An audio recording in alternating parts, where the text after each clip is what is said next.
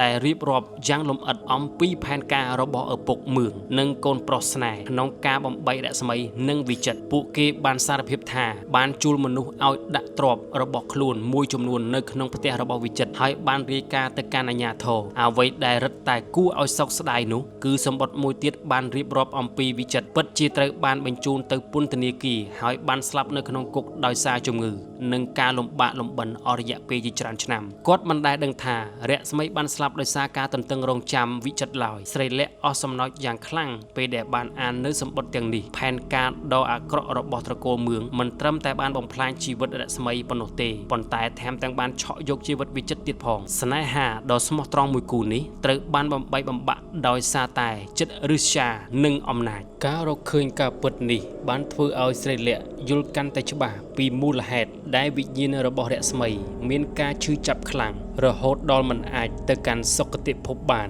នាងមិនត្រឹមតែស្លាប់ដោយសារការខកចិត្តប៉ុណ្ណោះទេថែមទាំងស្លាប់ទាំងមិនដឹងពីវាសនាដ៏អាក្រក់របស់គូស្នេហ៍របស់ខ្លួនផងដែរស្រីលក្ខបានចម្លងនៅឯកសារសំខាន់